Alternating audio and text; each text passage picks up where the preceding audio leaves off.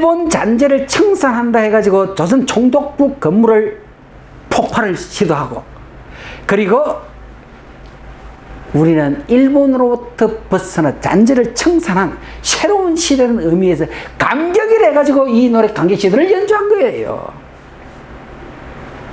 그럼 그 감격시대의 노래의 의미가 뭐냐? 저 노래는 1939년도에 박시춘이라는 작곡가가 만든 노래입니다. 그럼 39년이 어떤 했냐? 30일 만주사변 37년 중일전이 터지고 38년 국민 총동원이 내린 거예요. 학도병, 지원병 막 끌고 나갔습니다. 이때에 보세요.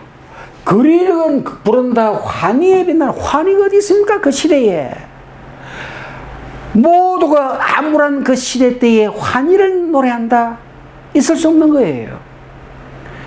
그리고 여기서 말하는 환희는 뭐냐? 일본이 마침 난징을 점령하고 싱가포르를 입성하는 중이에요. 나아가자는 겁니다. 더구나 이 노래는 강한 트럼펫으로 연주를 시작해가지고 출발됩니다. 두 번째는 이 노래에 계속 전진을 호소하는 이미지를 담고 있습니다. 거기다가 숨쉬는 그리 미풍은 속상인다 불탄 눈동자 불러라 불러라 그리 사랑아 휘파람 불며 가자 내일의 청춘아 어디를 가요? 자, 이 노래가 친일 가요라고 반론을 제시하는 사람도 있습니다. 왜? 직접적인 용어가 없다. 둘째, 이 시대 때에 이 노래가 강하위에서 만들었다는 증거를 찾기 힘들다는 거예요. 그러나 37년 중일전쟁 이후에 우리 학도병, 지원병을 끌고 나가는 그 분위기에 갱쾌한 트럼펫을 통해 가지고 노래가 아주 힘차게 나옵니다. 그리고 이 노래가 당시에 일본어로 한 소절을 반드시 부르게 되어 있습니다. 그리고 당시 일본 조선 총독부에서는 노래 검열 검색을 통해 가지고 일본 통과자는 절대 못 부릅니다. 그런 이미지 주지 않으면 부를 수가 없는 노래들이에요. 그래서 이 노래를 2절 보세요. 바다는 부른다 정열이 넘치는. 자, 바다는 부른다 정열. 섬나라 일본입니다. 일본의 정열입니다. 청춘의 바다에 깃바람 펄렁펄렁 바람새 쫓거나 저라 어디로 가자고? 희망고 멀지 않다. 바로 일본이 장악하고자 하는 싱가포르를 넘어 말레이 반도를 넘어 그리고 동남아를 장악하는 그 희망은 멀지 않다는 겁니다. 그래서 행운의 백길이에요. 이 노래를 엄청나게 유행을 했고 이 노래는 일본 정책을 홍보하는 가요로 불러진 것도 사실입니다. 그리고 이 노래에 의해서 우리 젊은이들이 많이 학도병으로 지원병으로 간 것도 사실입니다. 그래서 이 노래에 직접적인 표현이 없지만은 친일 가요라는 의심을 갖는 그는 통설적으로 누가 봐도 의심을 갖는 건 사실이란 말이에요. 그러면 적어도 이 노래 정도는 당시에 김영삼 정부 강보 50주년 기념 행사에다가 조선 총독부 건물을 폭파해서 친일 잔재 청산한다는 그날에다가 더구나 일본 NHK 방송국 카메라가 와가지고 탁 찍고 있습니다. 마지막 사라지는 조선 총독부 건물을 영상에 남기기 위해서. 그런데 그날 일본 친일가요 강격시대를 빵빵하고 울려 퍼졌으니 일본은 무슨 생각을 했을까요? 자, 이 노래를 음원을 다운받아 넣었는데 요즘은 저작권 문제 때문에 넣지를 못했습니다. 이 노래 자체는 이렇습니다. 거리는 부른다 환희에 빛나는 숨쉬는 거리다 미풍은 속삭인다 불타는 눈동자 불러라 불러라 불러라 불러라 거리의 사랑아 휘파 바람을 불며 가자 내일의 청춘아. 굉장히 힘있게 부릅니다. 이래 됐어요. 자, 이 노래를 광복 50주년 기념 행사에, 그것도 조선 총독부 건물을 폭파하는 일제 잔재를 청산하는 그날에 이 노래가 연주됐다는 것은 친일파들은 교과서를 배우고 친일파들이 가르치는 교육을 받고 그것이 친일적 행위를 하는 노래인지도 몰랐기 때문에 하죠. 어찌 알고 이러겠습니까? 자, 이런 일은 또 있습니다. 보세요. 2003년 노무현 대통령 취임식에서 희망의 나라라는 가곡을 연주를 했습니다. 제목을 봐서는 굉장히 좋죠. 자, 현재명이 누굽니까? 우리나라 가곡을 대표하는 작곡가 홍남파, 현재명 두 거목입니다.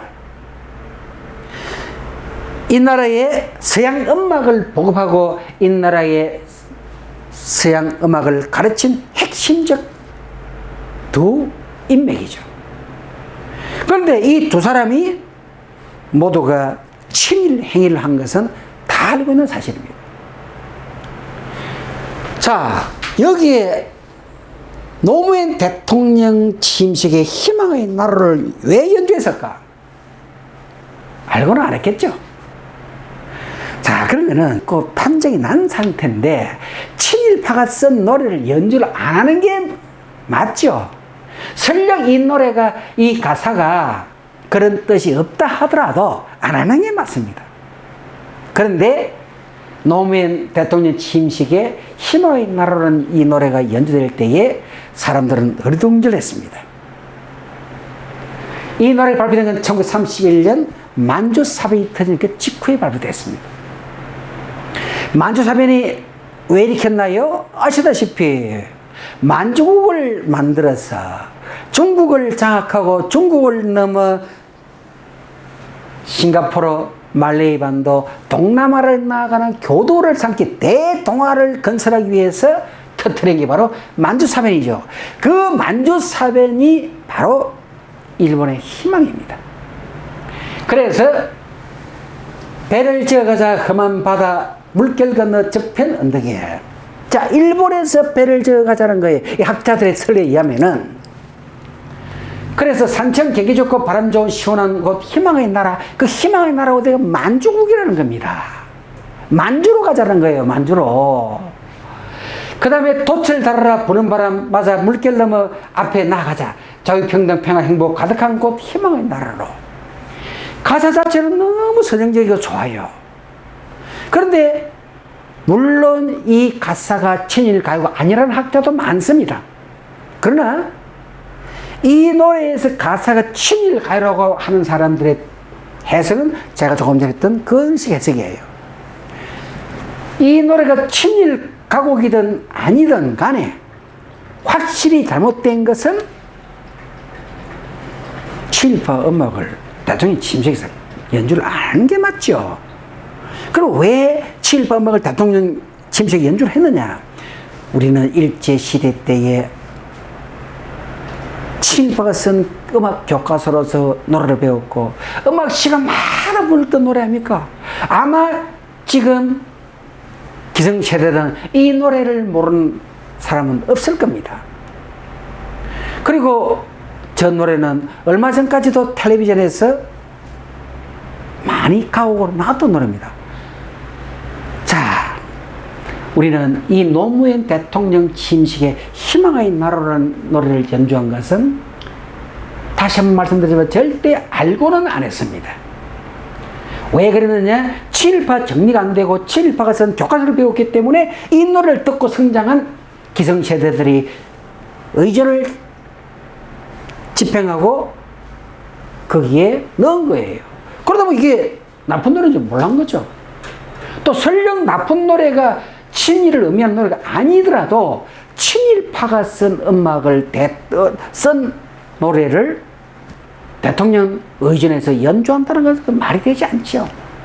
그만큼 의식이 없는 거예요. 역사의식이 없는 거예요. 왜 그만 역사의식이 없느냐? 앞에서 봤을 대로 이승만이 우리는 친일 청산을 안 하고 반대했기 때문에 이런 일이 생기는 겁니다.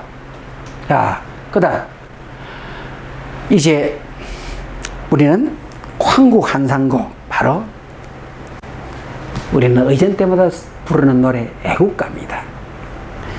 이 애국가를 작곡했던 안익태입니다. 안익태 보세요.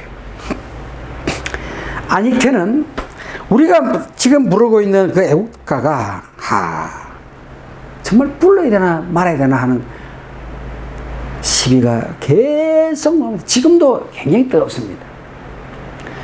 왜 그러면 이 애국가가 논란이 되느냐? 먼저 애국가 역사부터 한번 볼게요. 우리나라 이 애국가는 가보개혁 이후부터 이제 나라를 대표하는 음악들이 하나씩 나옵니다. 그러다가 이것이 대한제국 때에 대한제국 애국가라 해가지고 독일인이 만든 애국가가 1902년에 나옵니다. 그리고 이제 그 이후에 제일 우리나라 애국가로 많이 쓴 곡이 스코틀랜드 민요 올드 랭 사인, 동해물과 백두산이 마르고 닳도록, 이렇게 시작되는 그 곡에다가 붙인 것이 사실상 제일 많았습니다. 그리고 지역마다 부르는 이 가사는 동일한데 노래 곡에 조금씩 달랐습니다. 이러다가 우리나라 애국가가 언제 공식적으로 지정이 됐느냐? 1942년 상해 임시정부에서 공식적으로 지정을 했습니다. 이 지금 한국 한상곡 이겁니다. 그러면은 이 애국가의 표절 논란은 어느 부분에서 생기느냐? 표절. 자, 1965년도인가요? 4년도인가 5년도인가 그렇지 싶은데, 그때 서울국제음악 콩쿠르가 서울에서 열렸습니다. 그때 참석했던 미국인 지휘자, 당시 페트르 니콜로프라는 불가리아 출신의 미국 국적의 지휘자가 들어왔습니다. 이 양반이 들어와서 우리나라 애국가를 가만히 듣고 있더니 깜짝 놀랍니다. 앞부분이 동해물과 백두산이 마르고 닳도록, 이 부분이 센박과 약박의 차이라는 겁니다. 이건 불가리아 민요 도보르자의 땅이여라는 그 노래와 거의 비슷하다는 거예요. 그래서 양반이 직접 기자회견을 열고 그 자리에서 이 노래를 부르면서 불가리아인들이 불가리아 민요를 이 자리에서 부르면은 한국인들이 자리에서 벌떡 일어날 것이다 라고 했습니다. 그래서 이 부분의 표절 논란이 이때 대두된 거예요. 그러면은 표절 논란은 그렇고, 이제 왜 친일 논란이 일어나느냐? 자, 우리나라 한국 한상곡이라는 이 애국가는 만들어진 시기가 정확하지 않습니다. 통설적으로는 1936년 베를린에서 만들었다는 것이 통설인데, 일부 설에 의하면은 1937년 안익태가 필라델피아에서 만들었다. 또 음악학자 허영한 교수에 의하면은 35년 필라델피아에서 만들었다고 합니다. 그러나 언제 정확하게 어디서 만들었는지 모르지만은 확실한 것은 한국 한상곡이 만들어졌다는 사실입니다. 이 한국 한상곡이 만들어졌는데, 이 한국 한상곡에 자 보시는 대로 지금 한국 한상곡은 여기 이제 다음번에 보여드릴게요. 제1부와 2부, 3부로 크게 나눕니다. 제1부에 보면은 한국의 이 땅에 나라가 들어서는 개국 과정을 잔잔하게 나가다가 웅장하게 장엄한 곡조로 연출되고 있습니다. 그 다음 제2부에는 암울한 일제 식민지의 아픔을 그대로 표현한 운율로 만들어 놨습니다. 제3부에 보면은 일제 식민지로부터 독립을 하고, 즉 광복을 하는 한의의 장으로 만들어졌죠.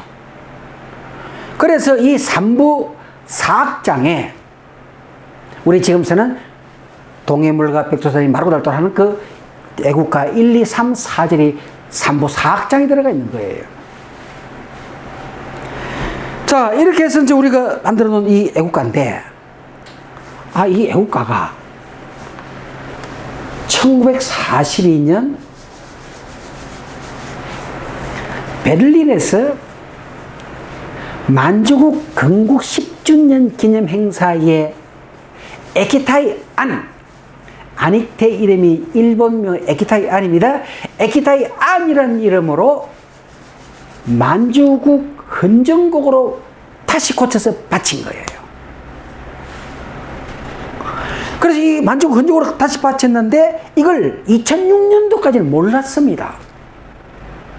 2006년도에 독일 유학생 송병규라는 사람이 우연히 친나치 정부에서 베를린 오페라 지휘를 하는데 만주국 헌정곡으로 바친 노래가 우리나라 한국 한상곡과 거의 일치한다는 겁니다. 이게 무슨 말이냐? 한국 한상곡으로 만들어가지고 그 손봐가지고 만주국 헌정곡으로 갖다 바친 거예요, 이거를. 자, 그 표절되는 부분을 그 같이 나타나는 부분 뒤에서 보여드릴게요. 자, 그러고 나서 또다시 만주 헌정곡으로 바쳤던 그 노래를 이승만 80회 생일 때에 안익태가 한국에 들어와서 지휘를 했는데 이게 보니까 애국가가 4악장이 있던 것이 3악장으로 들어와 있고 3악장 그 부분하고 4악장 부분을 보니까 만주국 헌정곡으로 붙여진 노래와 거의 일치하도록 되어 있다 이 말입니다. 이게 무슨 말인가? 그러니까 한국 한상곡으로 36년인지 37년인지 35년인지 정확하지 않지만은 한국 한상곡으로 찍어가지고 그것을 42년도에 만주 헌정곡으로 일본 천황한테 갖다 바치고 다시 그걸 서울에 가져와가지고 또 제4부를 3부까지 했는데 제4부를 집어넣어가지고 6.25 동란의 아픔을 해가지고 또 새로운 한 장을 더 넣고 그 다음에 원래 애국가가 4악장이 있었는데 이걸 3악장으로 땡겨 넣었는데 그 부분 보니까 만주 헌정곡과 유사한 부분이 많다는 겁니다. 그러면은 만주 헌정곡이 결론은 우리가 지금 애국가를 쓰고 있다 이 말이에요. 역사의식이 없어도 정말 이거는 있을 수 없는 일입니다. 그래서 여기 지금 보시는 대로 안익태는 그 만주 헌정곡을 갖다 바칠 정도의 독일에서 급성장할 수 있었던 그 배경 요인이 뭐냐? 바로 만주국 공사관에서 참사관으로 있었던 에하라 고이치, 이 에하라 고이치 때문인데 이 에하라 고이치가 안익태를 키워준 거예요. 그럼 안익태와 에하라 고이치가 어디서 만났냐? 베를린에서 만주 헌정곡을 연주하는 그 모습을 본 거예요. 그래서 그 이후에 안익태는 이 에하라 고이치 집에 1층에 삽니다. 2년간. 살면서 유럽에서 그리고 대표적인 독일에서 성장할 수 있는 모든 기반을 에하라 고이치가 다 만들어줍니다. 대신 안익태는 에하라 고이치에게 친일을 하고 에하라 고이치는 안익태를 친일에 이용했던 거예요. 서로 공생관계. 그래서 에하라 고이치가 독일 친나치 정권 선전 장관 게벨스가 만든 독일 최고의 권위 음악협회 회원증을 받은 사람이 바로 에키타이 안입니다. 에키타이 안은 고향 평양이 아니라 도쿄로 되어 있습니다. 그리고 안익태와 함께 에하라 고이치는 주 일본 정보기관의 총책으로 거기에 에하라 고이치하고 같이 운명을 같이 했다는 겁니다.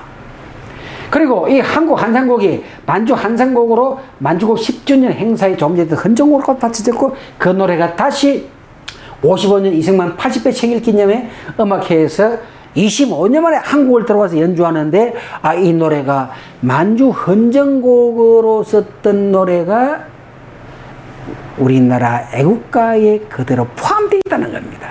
그래서 이 노래가 어디 그 부분이 일치하느냐 보세요. 자, 한국 한상곡 주제 구성이 조금 전에 얘기했던 대로 이렇게 되었습니다. 1부 개국과 평화로운 우리 조국으로 해서 참 잔잔하다 웅장하게 쫙 나가요. 둘째, 일제의 압박과 백성들의 암울함을 노래하면서 굉장히 슬프게 잔잔하게 울려 놉니다. 3부에서 조국 강복과 희망을 나타내면서 굉장히 웅장히 빵 터져나와요. 이게 지금 우리가 쓰는 동해물과 백선의 마루들, 이게 애국가입니다. 1부 1절 4절까지 그렇게 만들어졌는데, 이것이 다시 고쳐가지고 만주 헌정곡을 갖다 바쳐졌고, 그 다음에 그 만주 헌정곡을 바쳤던 그 노래를 55년도에 이승만 생일 80회 기념식에 와서 연주할 때 보니까 1부, 2부, 3부에서 4부 한 개 더 들어가 있어. 4부는 민족 동난으로 아픔을 겪은 우리를 위로하는 장면이 들어가 있습니다. 그것도 있는데 거기에 보니까 만주국 헌정곡으로 바쳤던 노래가 사실상 우리나라 애국가로 쓰고 있다는 겁니다. 이거 불러야 되나 말아야 되는 거예요. 그래서 내가 쭉 검색해 보니까 2019년도에는 광복절 날 아르랑곡에다가 동해물과 백두산을 해서 붙여서 부른 해가 있던 2019년도 검색해보면 나옵니다. 그러니까 아르랑을 애국가로 쓰자는 거예요, 이게 이제. 그 정도로 지금 우리가 밀 좋고 친일의식에 있는 이 노래를 국가로 쓰는 건 문제가 있지 않느냐. 첫 번째 문제는 불가리아 민요 도브라자의 땅 이야기를 한 거 하고 표절 논란이 있고, 두 번째는 만주 헌정곡으로 바쳤던 노래를 우리가 애국가로 쓴다, 이건 친일을 그대로 부르고 있기 때문에 안 된다는 거예요. 어쨌든 이 부분에 대해서 아니라고 하는 학자도 물론 있습니다. 그러면 아니든 맞든 간에 친일에 놀라 있는 것은 틀림없는 사실이에요. 또 만주국 헌정곡으로 바쳐서 다시 고쳐서 바쳐진 것도 틀림없습니다. 그래서 학자들이 분석해 난 거를 제가 발췌해 난 보세요. 자, 첫째, 한국 한상곡 482마디 이하, 요렇게 화려한 강산 한반도 나의 사랑을 쭉 놉니다. 이게 지금 여성 합창 파트가 일치한다는 겁니다. 두 번째, 만주 한상곡 사악장 선율하고 한국 한상곡 529마디 쪽하고 일치하면서 그 다음에 조금씩 바꿔가면서 이렇게 하고 있다는 거예요. 이걸 내가 음원을 틀어주면 좋은데, 아까 이야기했듯이 저작권 때문에 음원을 틀 수가 없습니다. 그리고 유튜브는 또 옮겨서 할 수도 없고요. 그리고 이게 돼 있고, 그 다음 둘째, 한국 한상곡 509마디 이하 무궁화 삼천리 쭉에 놓죠. 이거 역시 합창 파트와 또 일치된다는 겁니다. 그리고 이걸 누가 들어도 제가 음원을 몇 번 들었습니다. 그렇네. 그렇다면 이게 분명히 문제가 있는 건 틀림없다는 거예요. 설령 안익태가 이 노래를, 안익태에 대해서 이런 부분은 음은 비슷할지언정 천재적 작가만이 만들 수 있는 음표에서는 이게 구분이 가능하다라고 하는 학자들이 또 있습니다. 그래서 이 노래를 굳이 우리가 만주 한상곡, 한국 한상 같다고 할 수 없다라는 하는 사람도 있어요. 그러나 일반 대중들이 들었을 때 거의 비슷하다라고 하면은 이건 안 되는 거예요. 왜? 우리가 그토록 고통을 받고 고통을 느끼도록 한 일본 헌정곡으로 바쳤던 노래를 애국가로 쓴다는 있을 수 없다는 거죠. 그래서 한 번쯤은 이것을 재고를 하든지 아니면은 우리가 분명하게 밝혀서 짚고 넘어가야 되는 건 틀림없다는 겁니다. 자, 그 공으로 안익태는 큰 상을 받았습니다. 소상공인이 보실까요? 애국가로 우리나라 대한민국 정부에서 공식적으로 지정된 것은 48년입니다.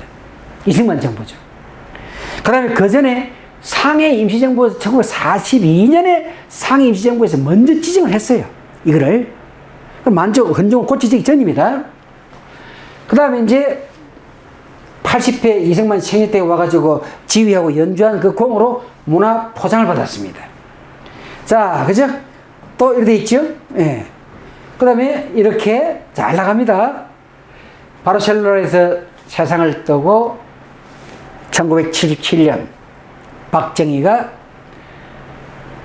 제2국립묘지 영역에 안장을 해놨습니다. 제2유공자. 그리고 2005년도 안익태 애국가 저작권 국가 기재이 무슨 말이냐. 우리는요, 그동안에 2005년 이전까지 48년부터 2005년 이전까지 매년 애국가 저작권료로 600만에서 800만 원을 안익태 유족에게 또는 안익태에 들어갔습니다. 안익태에 죽기 전까지는.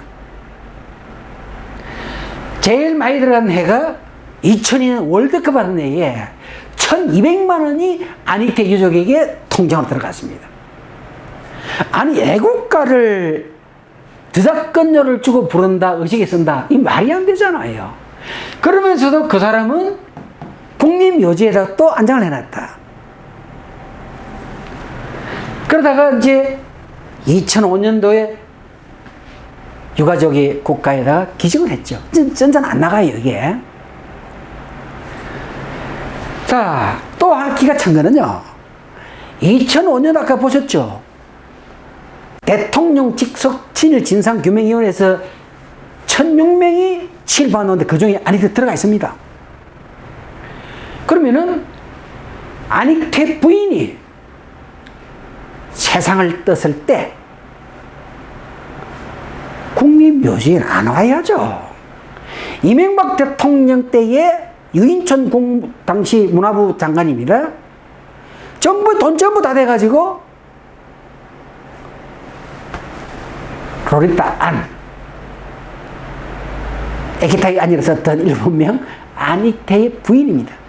안익태의 부인까지 유고를 국립묘지에다 안장을 해놨습니다. 자, 아마 지금요, 국립묘지에 나라를 팔아먹고 친일의 앞장을 서고 우리 민족의 고통을 수없이 주었던 사람들이 애국자로 변신해서 노는 사람들이 상당수가 있습니다. 우리 언제까지 이걸 두고 봐야 되죠? 자, 하루빨리 이런 것들을 규명을 해서 정부에서 가감하게 청산해 주기를 소망해 봅니다. 자, 그리고 여기 보세요. 숭실대학교에 지금도 가면은 안익태 기념관이 이렇게 아주 웅장하게 있습니다. 그 다음에 이쪽 보시면은 안익태 국립묘지의 품으로 돌아다 해가지고 이게 77년도 신문의 내용을 여기가 습관을 한 거예요. 77년도입니다. 자, 그 다음 현재명입니다. 현재명의 일본식 이름은 쿠로야마 사이메이입니다. 그게 친일활동. 아마 현재명 하면 우리가 이 노래를 모르는 사람 없을 겁니다. 해는 져서도인데, 그죠? 고향생각. 지금도 우리가 그 노래면 추억이 졌습니다. 오가며 그 집 앞을, 그죠? 배를 져가자 험한, 이거 아닙니까? 이 노래를 기성세대들 음악책에서 이거밖에 안 중학교도 배우고 고등학교도 배우고 그리고 지금도 좀 얼굴입니다. 그래서 이 그 집 앞에는 고향집 이것이 친일 노래가 아니라 친일파가 만든 노래다 이 말입니다. 이거는. 그 다음에 희망의 나라로는 친일의 냄새가 굉장히 많이 나기 때문에 이 노래를 금지해야 된다는 이야기고, 그래서 노무현 대통령 취임식에 이 노래를 연주한 것은 대단히 잘못됐다. 친일 찬양가로서 안주사변 일어난 이후에 만든 노래니까 오해를 받을 수가 있고, 또 그런 뉘앙스를 강하게 풍긴다고 있다는 겁니다. 그래서 이 노래가 전부, 그래서 현재명은 우리가 아는 가고 대표적 작곡가고 한국 서양 음악을 보급하는 데 가장 크게 기여한 사람 중에 한 사람이죠. 홍남파와 함께, 그죠? 이 사람 대표적인 친일 활동 보세요. 자, 1937년 수양 동호회 사건 이후에 의향서를 쓰고 친일로 들어갑니다. 이때부터 조선 문예회에 가입을 했고 대동민우회 전부 친일 문인회입니다. 그 다음에 38년 시국 대응 조선 사상 보국 연맹에서 아주 핵심적인 역할을 해요. 그리고 43년 경성후생 신뢰학당 연주회를 지도하고 경성후생 신뢰학당 이사장이 취임합니다.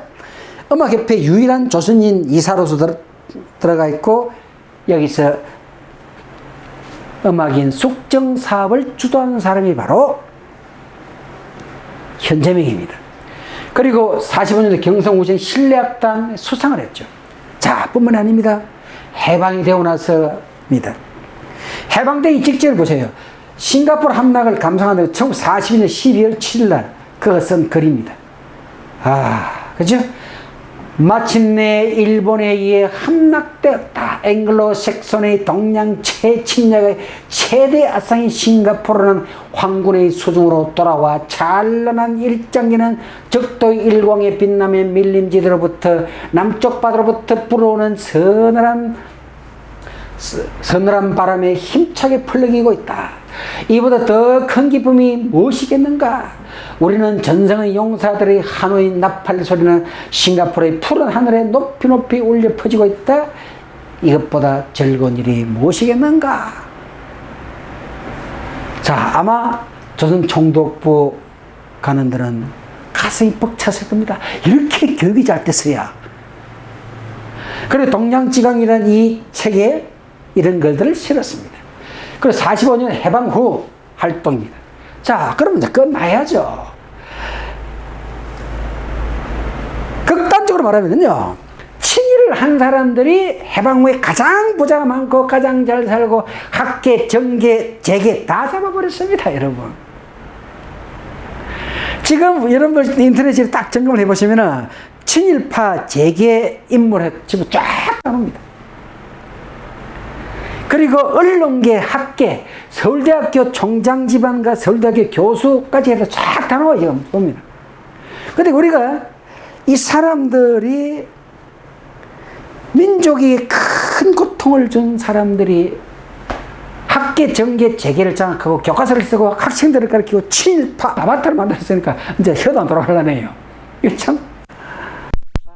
보세요. 해방 후에 한국민주당 문교위원이 됐습니다. 문교가 뭐 하는 겁니까? 교과서 편찬하고 학생 교육하는 전담하는 거 아니에요. 경성음악학교 교장이 됩니다. 서울대학교 예술대학 초대 학장이 됐고, 지금도 서울대학교 앞에 가면은요, 음대 앞에 가면은 현재 흉상 딱 있습니다, 그게. 자, 우리가 이쯤 되면 그것도 한쪽으로 치우든지 해야 되는 게 맞지 않을까요? 그런데 지금도 있어요. 고려경영학당 협회와 산하, 고려경영학당 창설을 했고, 음악가 협회 이사장, 제1회 예술원 서상, 종신회원 뿐만 아니라 이 나라 서양 음악을 보급하고 가르치는 데 가장 큰 공로를 산 사람이 현재명입니다. 물론 이 사람의 능력과 그런 자질은 인정을 해야죠. 그러나 적어도 친일을 한 사람이 학생 교육 앞장서고 우리의 민족의 아픔을, 그리고 민족의 고통을 준 사람이 교과서를 쓴다는 건 있을 수 없지 않습니까? 참 안타깝습니다. 자, 그 다음 홍남파 보실래요? 홍남파 모리가와 준이라는 역시 일본 창시명을 갖고 있습니다. 이 사람 역시 처음에는 역시 친일 안 했죠. 그러다가 37년 수양 동호회 사건으로 통해 가지고 이 양반이 검거되었고, 그리고 전향서를 씁니다. 전향서를 쓴 후에 이제 자이든 타이든 친일 활동을 했고 친일 작품을 썼고 친일 군국 가요까지 작곡을 합니다. 그래서 이 양반의 노래들은 참 서정적인 가사였죠. 그죠? 노래 잘 써도 그럴 거예요. 이 양반이 찍었던 데뷔 노래 보십시오. 네. 나의 살던 고향은 꽃피는 산골. 지금도 많이 부르잖아요. 이 노래 부르면 아련한 내 생각에 그냥 서정성에 빨려 들어갑니다. 퐁당퐁당 돌을 던지자 누나 몰. 이 초등학교 교과서죠. 근데 이 노래가 일본 요나누키 장조, 즉 칠음계 중에서 파와 시를 뺀 장조, 일본풍의 음악입니다. 그래서 이게 친일 동료다라는 말을 하는 거예요. 우리 구분 없이 교과서에 실렸잖아요. 학교 종이 땡땡땡 어서 모이자. 48년도에 당시 이화여전 김메리 음악 교수가 지은 작곡 노래입니다. 그 노래 왜 친일을 왜 휩싸였느냐? 역시 요나누키 장조입니다. 칠음계에서 파와 시를 빼가지고 옹기로 만든 노래예요. 일본에서만 부르는 일본풍의 노래입니다. 그래서 친일 동료 퐁당퐁당 돌을 던지자 학교적이기 때문에 이 글은 좀 저 뒤에 넣어놨습니다. 좀 더 보십시오. 울밑에서 봉선하여. 자, 이때까지는 다 이게 상당히 서정적이었어요. 그런데 홍남파가 흥사단 활동을 했습니다. 미국에서 유학 갔을 때에 안창호 선생을 만나면서 흥사단 활동을 했고, 그 흥사단 활동을 하다가 수양 동호회 사건으로 입건이 됩니다. 국내 들어와가지고.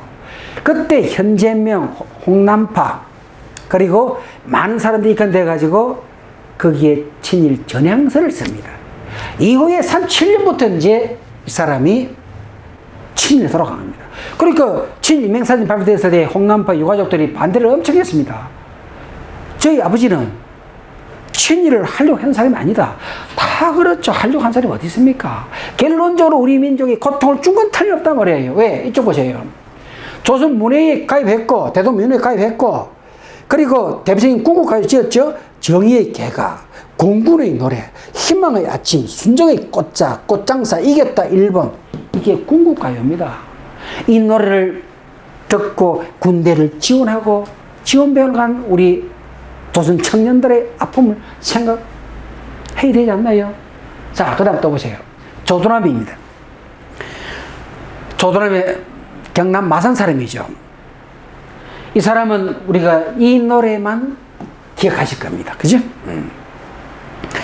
간단히 설명하면은 조두남의 선구자는 친일 찬양가요다. 가곡이다.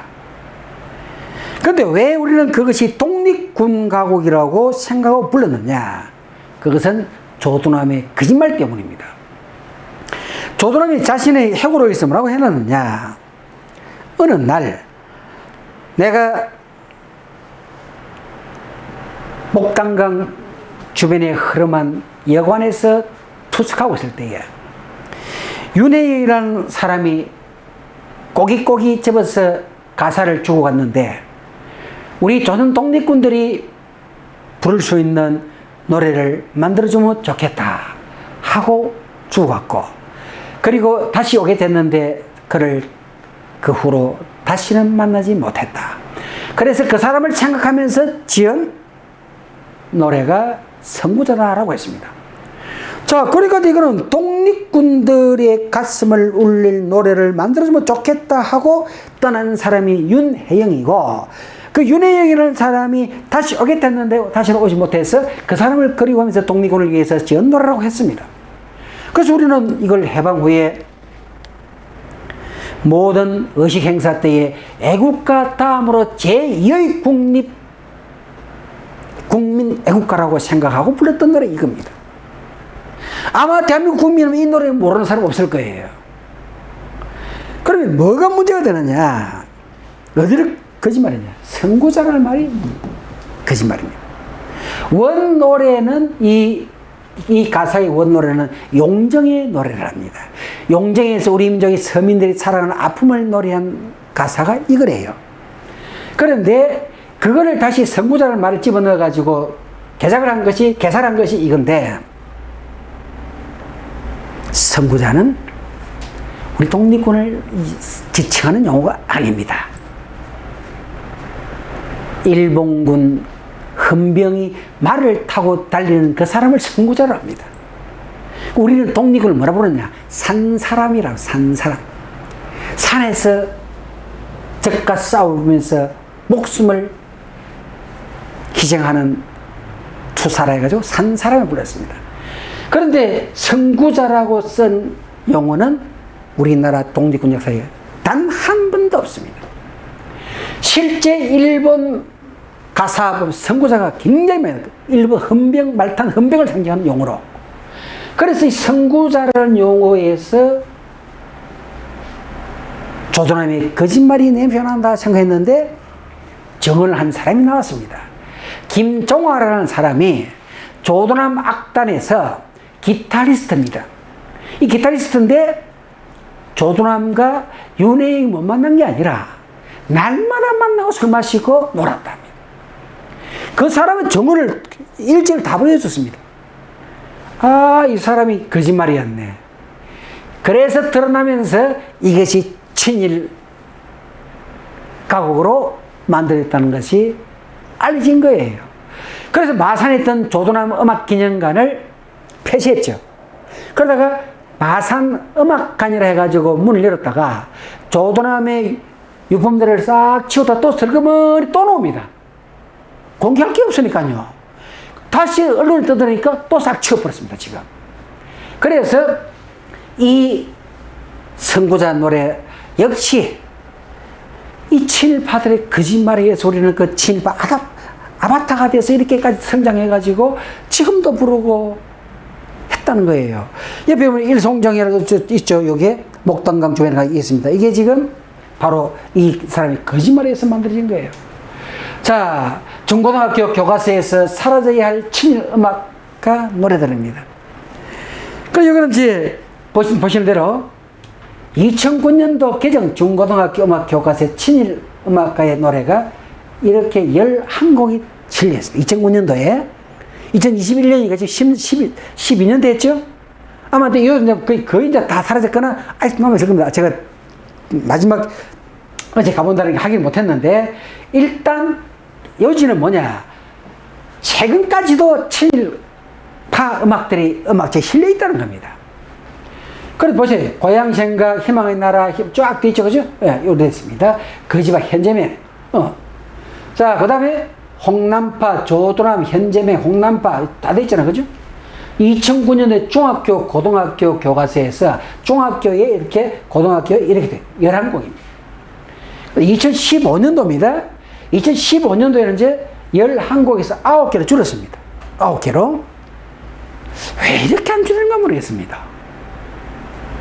자, 아마 그 이유 중에는 그 제자들이 교과서 편집하는 데에 주류가 되어 있기도 합니다. 그리고 음악에 대해 그 음악은 친일을 지향하는 음악이 아니라는 것 때문일 수도 있을 겁니다. 그러나 확실한 건 친일파가 쓴 음악을 배우지 말자는 건 틀림없는 거예요. 그럼 안 실어야 되죠. 그런데도 이게 지금 9곡이 그대로 됐습니다. 반면에 항일 음악은 얼마나 있느냐. 항일 음악 보세요. 독립군 강보 이거밖에 없습니다. 이거지. 그러니까 친일 음악은 거짓말 좀 하면은 서두룩한데 교과서에 항일 음악은 거의 없습니다. 이게 우리 현실이에요. 저 역시 70년 후반 고등학교를 다닐 때에 독립군가를 배워본 적이 없습니다.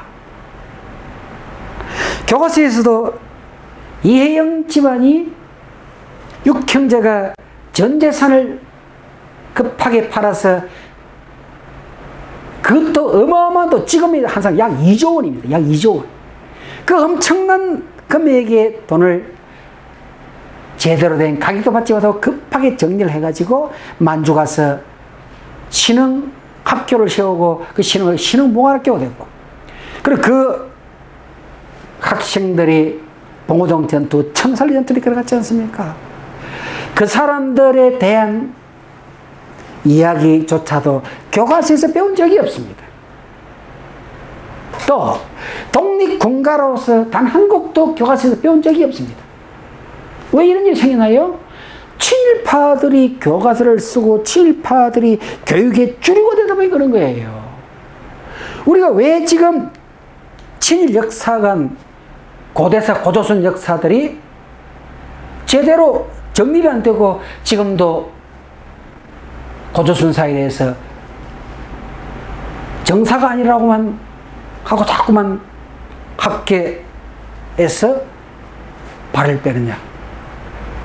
그런 것도 이런 연유들이 함께 있기 때문입니다. 자, 하루빨리 정리가 됐으면 좋겠죠. 자, 그 다음 친일 선동가요로 논란의 요인이 되는 노래입니다. 보세요. 33년부터 6월 15일 조선 레코드 치체 규칙 발표 이후에 9월 초까지 3개월 만에 처분된 노래들이 2,000장입니다. LP판이. 다음에 34년에는 44조 7,000장이 행정처분을 당합니다. 35년 8월에는 78종 1,000장이 압수됩니다. 자, 이 상태에서 우리가 아까 강객시대 같은 노래를 부를 수 있겠나요? 못 부르죠. 강시대, 그 강객시대가 친일을 지향하는 노래가 아니면은 벌써 여기에 치체에 걸려가 다 사라졌습니다. 살아남았습니다. 그러면은 강객시대 그 노래 역시 일본 친일과 관련이 있기 때문에 살아남았다는 거예요. 그런데도 자꾸만 친일 가요가 아니라는 학자도 있다는 겁니다. 우리가 논쟁을 통해서, 사론을 통해서 다시 한번 생각해 보자는 겁니다. 그러면은 그 당시 친일 선동가요를 제일 많이 불렀던 게 이게 41년 영화 복진말레라는 영화에 삽입된 OST 곡입니다. 이 노래가 엄청 유행을 했습니다. 이게 지금 복지말리 이죠, 그죠? 백년설에 부른 노래입니다. 41년이 뭡니까? 태평양 전쟁 아닙니까? 40일 태평양 전쟁을 일으키고 일본은 징용, 징병, 정신대, 위안부 막 끌어나갑니다. 이때에 무슨 이런 노래 가사가 있습니까? 보세요. 이것도 음원을 제가 실지 못했습니다. 제가 이 노래 대충 하니까 불러볼게요. 달실은 마차다, 해실은 마차다, 청대콩 벌판 위에 휘바람을 불며 저 언덕을 넘어서며 새 세상에 문이 있다. 황새끼청 대륙길에 어서 가자. 방울소리 울리며. 굉장히 경쾌하게 시작된 노래 이게. 여기에 달실은 마차, 해실은 마차, 청대콩 벌판이 이 만주벌판입니다.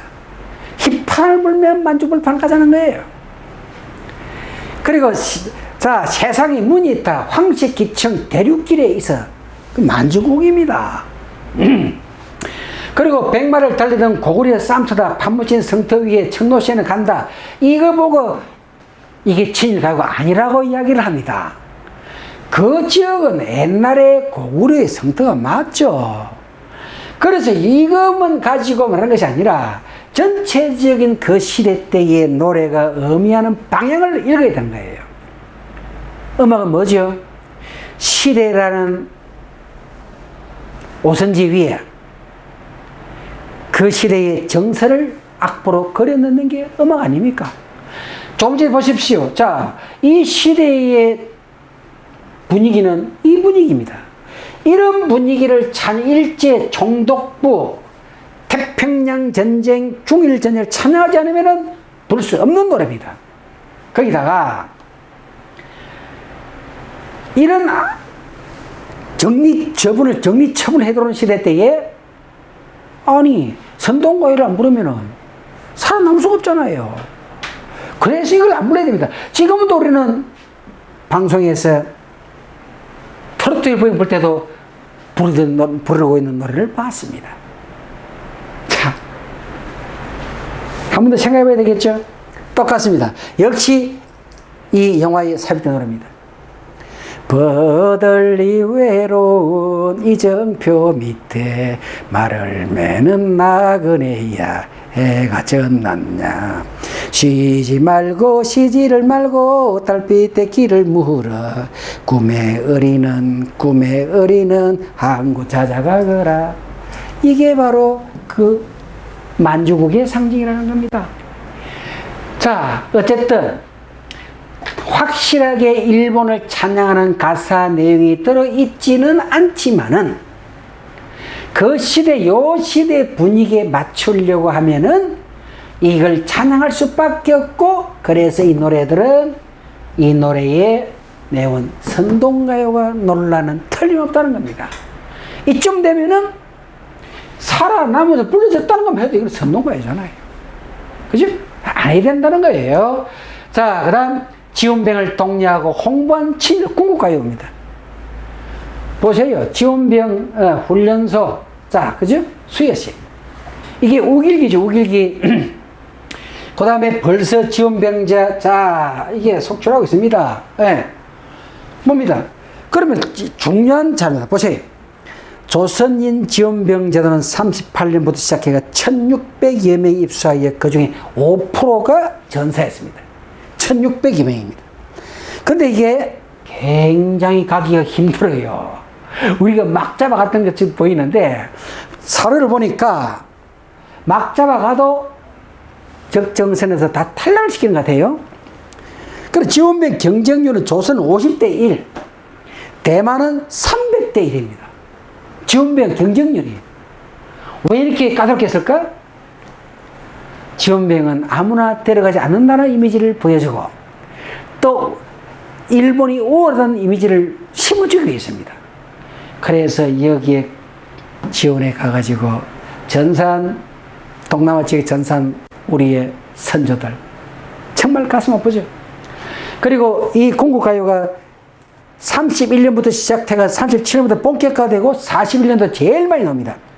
그런데 참 기가 찬 게, 아까 또 이야기할 수밖에 없는데, 친일파 정리를 안 하고 친일파들이 교육을 시키고 그들이 쓴 교과서를 배운 사람들이 이 나라를 이끌어왔죠. 또 친일파들이 군대도 장악했죠. 그러다 보니까 친일파, 친일 군인들이 대한민국 국군의 장상이 되어 있습니다. 그래서 친일 군국가요 혈서지원연합이 43년도 나왔습니다. 이 노래에 보세요. 무명지를 깨물어서 붉은 피를 흘려서 일장기 걸어놓고 성수만세 부르고, 한 글자 쓰는 사연, 두 글자 쓰는 사연, 나라님의 병정대기 소원입니다. 이게 거의 조명암이 쓴 가사입니다. 조명암은 80% 이상의 가사를 조명암이 다 썼습니다. 군국가요. 그는 이 해방과 동시에 이 땅에서 숭배를 받다가 6.25 전쟁과 함께 월북을 했습니다. 월북해가지고 북한은 친일파 정리 잘 됐다 생각하는데, 조명암이 1970년 후반까지 북한에서 북한 가요의 핵심 인재로 활동을 하고 있었습니다. 그러니까 이거 북한도 친일파 정리가 제대로 안 된 거예요. 필요하면 그냥 이 액면 그대로 믿을 수 없는 거예요. 그러니까 이 조명암이 쓰는 가사입니다, 이거. 자, 더 놀라운 겁니다. 보세요. 10년 후에 53년도 글자만 살짝 바꿔가지고 혈청지원가, 이거는 혈서지원이죠. 무명지 깨물어 붉은피 피를 흘려서 똑같습니다. 그죠? 자, 일장기가 태극기를 밝혔죠. 성수만세가 천세만세로 바뀝니다. 나라님 병정, 일본 천황을 말하죠. 대한민국 국군 되기 소원합니다. 그러니까 이거 역사의식이 없는 거예요. 적어도 우리 선조들을, 이름은 지원이지만은 끌고 간 거잖아요. 끌고 가서 전쟁터에서 죽이는데 협조한 그 노래를 다시 개사를 해서 대한민국 국군에서 부른다. 이거뿐만이 아닙니다. 자, 다시 한번 강조하자면 우리는 친일파 정리가 안 되고 친일 역사에서 정리가 안 되고 이런 일이 생기는 거예요. 또 친일파들이 그대로 군대도 장악하고 정부도 장악하고 교육도 장악하고 재계 정계 싹 장악하다 보니까 이게 이런 거예요. 그래서 하루아침에 되지 않았습니다. 자, 마지막으로 일본 요나누키 장조로 만들어진 노래들입니다. 5개만 선대했죠. 7원개 중에서 파와 시만 뺀 거예요. 보세요. 학교종 왜 퐁당퐁당 많이 불렀다 그죠? 예. 무궁화꽃이 피었습니다. 일본식 요나누키 장조 음악이 이게 도레미솔라시도 파와 시를 뺀 5개라는 거예요. 그래서 이거 보세요. 자, 솔솔랄라 솔솔미 솔솔미미레 솔솔랄라 솔솔미 솔미레미도 파와 시가 없죠. 이게 일본풍입니다. 그래서 이런 거를 짓는 사람이야 일제시대 교육을 받아서 지어다지만 교과서에서 가르치지 않아야 되는 것이 우리 역사의 정확한 견해죠. 그런데 모르기 때문에 한 거예요, 이게. 자, 이제 이게 끝입니다. 전래동요라고 있는 배웠던 일본 전래동요 및 놀이입니다. 선율, 가사, 내용, 놀이, 방법이 같은 것. 가위바위보, 가위바위보 하죠. 그죠? 이게 짱깨뽕. 그래요. 이게 이제 지역마다 방언이 조금씩 다른데, 짱깨뽕 하는 수도 있고, 짱깨뽕 하는 게 있는데, 이게 묵집바죠. 이건 일본의 놀이풍입니다. 선율이 비슷하고 가사 내용과 놀이 방법이 같은 거. 자, 쎄쎄쎄, 아침바람, 찬바람이 하죠. 그죠? 역시 이게 일본의 아오야마 도떼까라는 거로 해가지고 일본 놀이풍입니다. 선율은 다르지만 가사 내용과 놀이 방법이 같은 거. 여우야 여우야 뭐하니, 그죠?